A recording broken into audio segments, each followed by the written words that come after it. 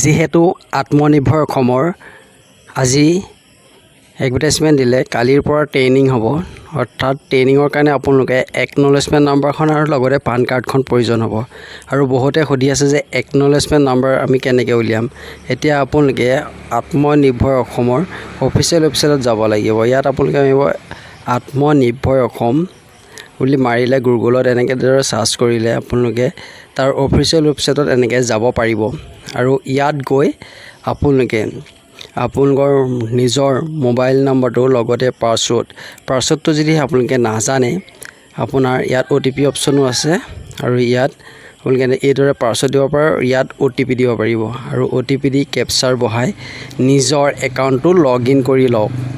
আৰু লগ ইন কৰাৰ লগে লগে আপোনালোকৰ প্ৰফাইলটো খোল খাই যাব। আৰু ইয়াত আপোনালোকে দেখিবলৈ পাব যে একনলেজমেণ্ট নাম্বাৰ, অৰ্থাৎ আপোনালোকৰ ট্ৰেইনিঙৰ লেটাৰখনত আপোনালোকৰ হ'ব দেখাই দিছোঁ আপোনালোকক মই লগ ইন কৰিব মোৰ একাউণ্টটোকে। আৰু মোৰ ইণ্টাৰভিউ কাইলৈ আছে, সেইটো কাৰণে যিহেতু মই একনলেজমেণ্ট নাম্বাৰখন অৰ্থাৎ ট্ৰেইনিং লেটাৰখন উলিয়াব লাগিব। এতিয়া লগ ইন কৰি উলিয়াই লওঁ। চ' দেখিছেনে নতুন এটা অপশ্যন আহি গ'ল, তলত ডাউনলোড আহিছে একনলেজমেণ্ট নাম্বাৰ। আৰু ইয়াত আপোনালোকে কৰি ডাউনলোড অপশ্যনটোত ক্লিক কৰক আৰু ইয়াত এগ্ৰি কৰি দিয়ক।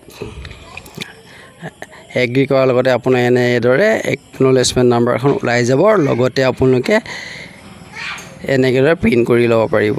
আৰু কাইলৈ ট্ৰেইনিঙত কি হয় কি নহয়, কেনেদৰে ট্ৰেইনিং লোৱা হৈছে মই সকলো আপোনালোকক জনাম। আৰু এইখন হ'ল ট্ৰেইনিঙৰ লেটাৰ, আৰু মই কাইলৈ ট্ৰেইনিঙত যাম।